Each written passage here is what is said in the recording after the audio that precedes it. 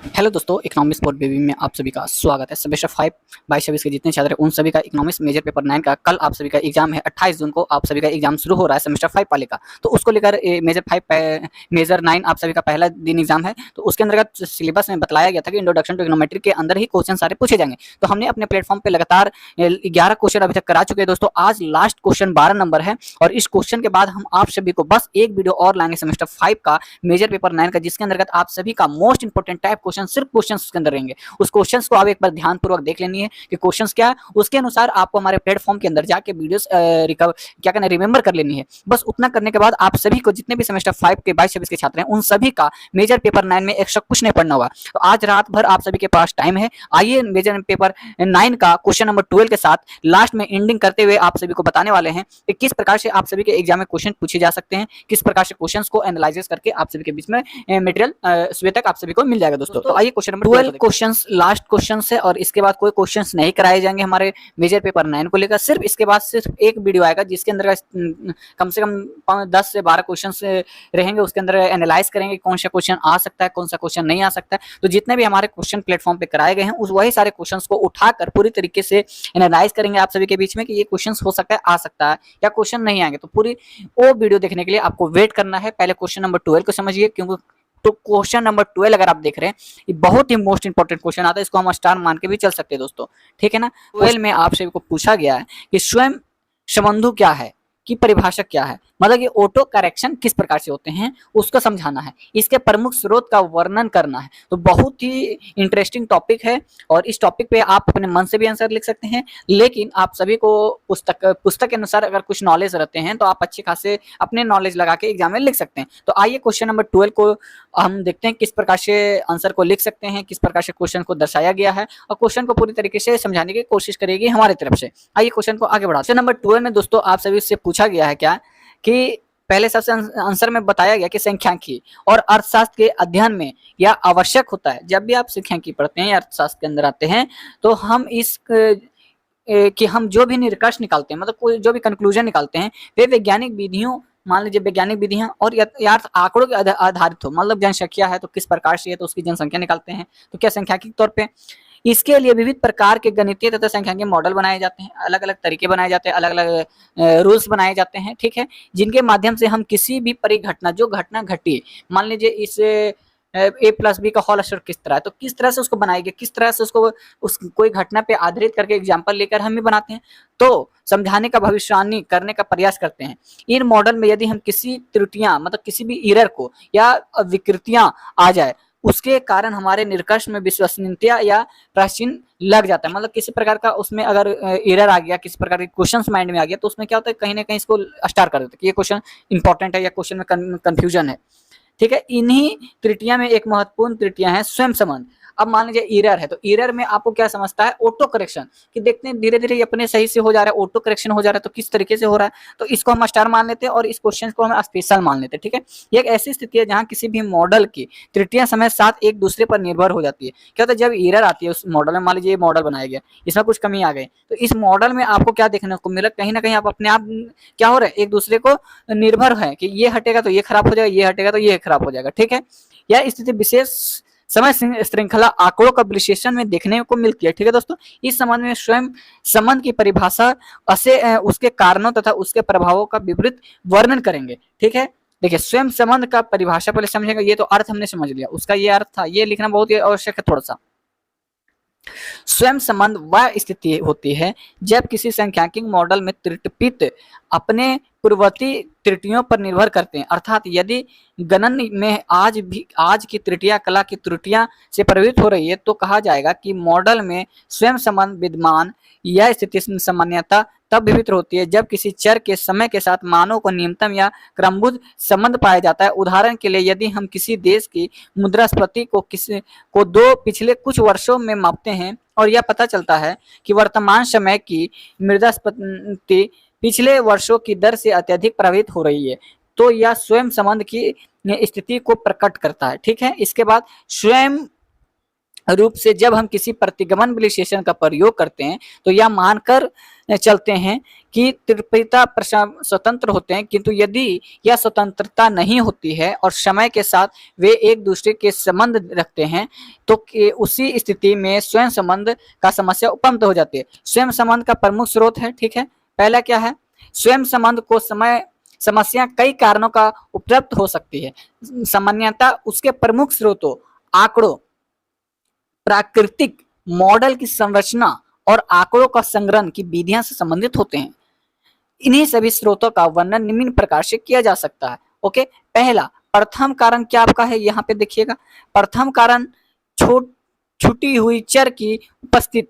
जब हम किसी सांख्यिकीय मॉडल में उन सभी महत्वपूर्ण कारकों को सम्मिलित नहीं करते जो वास्तविकता में किसी परिघटना को प्रभावित करते हैं, तब उस मॉडल के त्रिपित उन छूट हुए कारकों का प्रभाव अपने अंदर सम्मिलित कर लेते हैं। यदि वे कारक समय के साथ जुड़े हो तो त्रिपति में समय बुद्धि हो जाती है। उदाहरण के लिए यदि हम किसी कृषि उत्पादन को वर्ष के स्तर पर आधारित मॉडल में समझने का प्रयास करते हैं, किंतु मिट्टी की उर्वरता या बीज का गुणवत्ता को नजरअंदाज कर देते हैं, तो ऐसे ये छूटे हुए तत्व त्रिपदों में सम जाते हैं और समय के साथ उनका प्रभाव त्रिपदों के संबंध उत्पन्न कर सकते हैं। दूसरा कारण क्या हो सकते हैं, आपको ध्यान में देना है, मॉडल के गलत संरचना। कभी भी विश्लेषण किसी परिघटना को सरल बनाने के लिए उसे रेखाकीय रूप में व्यक्त कर देते हैं, जबकि वास्तविकता में उस परिघटना का संबंध घटतीय या गुणात्मक प्रकार का हो सकता है। जब वास्तविक गणितीय संरचना और प्रतिगमन मॉडल में प्रयुक्त संरचना का असमानता होती है तो त्रिपतियों में क्रमिक संबंध का तंत्र हो जाता है। यह संबंध आगे चलकर स्वयं संबंध का रूप लेता है, ठीक है। तीसरा स्रोत आंकड़ों की प्रगति। समय श्रृंखला आंकड़े समय में एक विशेष परिवर्तन रखते हैं। यदि हम आर्थिक, सामाजिक या जलवायु से संबंधित समय श्रृंखला आंकड़ों का अवलोकन करें तो पाते हैं कि वर्तमान समय का मान अतीत के मानों से कम किसी न किसी रूप में संबंधित होता है। जैसे किसी व्यक्ति की आय में वृद्धि धीरे धीरे होती है या किसी देश को जनसंख्या में वर्ष दर वर्ष थोड़ी थोड़ी वृद्धि होती है, ऐसे आंकड़ों में एक स्वाभाविक समय बुद्ध रहती है जो मॉडल के त्रुटिपदों को भी प्रभावित करती है। चौथे चरण का मापन में त्रुटियां। जब किसी आंकड़े को मापने के लिए उपयुक्त उपकरण की विधियां असंग होती है तो उनके द्वारा उपयुक्त त्रुटियों में भी एक प्रकार के पैटर्न अपनाती है। यदि मापन की यह त्रुटियां किसी समय विशेष में अधिक है तो स्वयं है कि अगले समय में भी वही प्रवृत्ति बनी रहे। यह निरंतर त्रिपदों में समय आधारित संबंध उत्पन्न कर सकती है जो स्वयं संबंध का संकेतक बनी है। पांचवा स्रोत क्या है, वहां झटके या नीतिगत परिवर्तन। यदि विश्लेषण की जा रही अवधि में कई महत्वपूर्ण आर्थिक, सामाजिक या राजनीतिक घटना घटित हो जाती है, वैसे कि सरकार द्वारा अनाली में बड़ा बदलाव, प्राकृतिक आपदा, वैश्विक मंदी, तो इन घटनाओं का प्रभाव केवल एक समय अवधि तक सीमित नहीं होता बल्कि यह प्रभाव कई समय विधियों तक बना रहता है। ऐसे दीर्घकालिक प्रभाव आंकड़ों में समय बुद्ध उत्पन्न कर सकते हैं जिसे त्रिपदों में भी संबंध आ जाते हैं। अंत में छठा स्रोत क्या हो सकता है, मौसमी प्रभाव या डीमचरों की अनुपस्थित।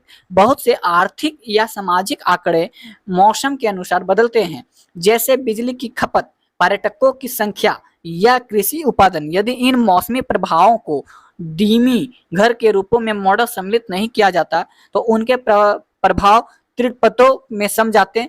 इससे समय बुद्धता उपलब्ध हो जाती और स्वयं संबंध का जन्म होता है। Okay, correction.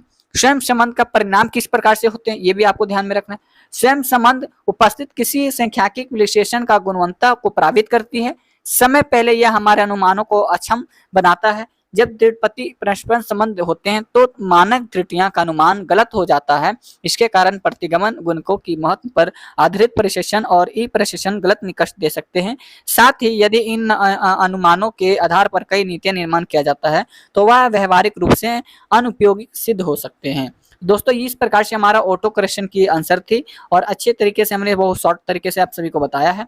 तो इसमें अगर आपको 15 नंबर का क्वेश्चन ये पूछा जा सकता है, इसलिए हमने इसको स्टार माना, क्योंकि ऑटो करेक्शन को लेकर बहुत सारे माइंड में क्वेश्चन आते हैं, तो ये क्वेश्चन को मोस्ट इंपॉर्टेंट क्वेश्चन मानकर 15 नंबर में हम इसको डाल सकते हैं। तो दोस्तों इस प्रकार से आप सभी का इकोनॉमिक्स मेजर पेपर 9 का टोटल क्वेश्चन हमारे द्वारा 12 क्वेश्चन एनालाइज किए गए थे, 12 क्लासेस हमने अपने प्लेटफॉर्म पे करा दिए हैं। तो अभी तक भी आप अर्थमेटिक का परिचय देखें, कल आपका एग्जाम है, तो प्ले लिस्ट जाए और स्पीड करके सारे वीडियो को देख लें, ताकि आप सभी को कल कुछ ना कुछ माइंड में रहे, ताकि आप इंट्रोडक्शन टू इकोनोमेट्री को लेकर पूरी तरीके से क्लियर होकर एग्जाम में आप लिख सके। दोस्तों चीजों को बहुत तरीके से बताया गया है, हो सकता है इसके बाद नेक्स्ट वीडियो में आप सभी को हम बता सकते हैं कि मोस्ट इंपॉर्टेंट क्वेश्चन में किस प्रकार से क्वेश्चन पूछे जा सकते हैं। बस आपको जिस प्रकार से हमने अपने वीडियो में सारे वीडियो में जिक्र किया है, जिस तरीके से आप सभी को समझाने की कोशिश किया है, अगर उस प्रकार से अगर आप एग्जाम में लिखते हैं तो 100% है कि आपको प्रत्येक 15 नंबर के क्वेश्चंस में 13 नंबर 12 नंबर आराम से प्रोवाइड हो सकते हैं। तो बस आपको करना क्या, सही तरीके से समझ लेना है, कुछ नहीं करना है। वीडियो भी अगर देख लेते तो कुछ ना कुछ 50% भी आपके माइंड में आते हैं, तो क्वेश्चंस तो आपको वहां पे जाके आराम से इतना आइडिया हो जाएगा कि आप वहां पे जाकर कुछ ना कुछ लिख सकते हैं। दोस्तों तो आज के लेते हैं, जय हिंद जय भारत। और आप सभी को लिए कल आपका एग्जाम है, तो आप सभी को ऑल द बेस्ट कि आप एग्जाम सही से लिखें, और हमारे प्लेटफॉर्म पे आकर जरूर कमेंट करें कि मेजर पेपर 9 के कितने क्वेश्चन हमारे प्लेटफॉर्म से मिले। वैसे हमारे प्लेटफॉर्म पे आप सभी के लिए मेजर पेपर 9 के जैसे क्वेश्चन कराए जाएंगे, उसके बाद तुरंत हमारे प्लेटफॉर्म पे एनालिसिस क्वेश्चन आ जाएंगे, उसके बाद लगातार हमारे कल से आप सभी को मेजर पेपर 10 का वीडियो लगातार हमारे प्लेटफॉर्म पे दिखेगा, फिर 9 का 11 का दिखेगा। तो आपको हमारे चैनल को छोड़ के नहीं जाना है, हमारे चैनल पे बने रहना। अभी 10 11 अभी बचा हुआ है, फिर पॉलिटिकल साइंस है, ज्योग्राफी से बहुत सारे ऐसे माइनर पेपर है, मेजर पेपर, सारे क्वेश्चंस कराए जाएंगे। बस हमारे प्लेटफॉर्म पे आपको बने रहना है। दोस्तों तो आज के लिए इतना ही, जय हिंद जय भारत।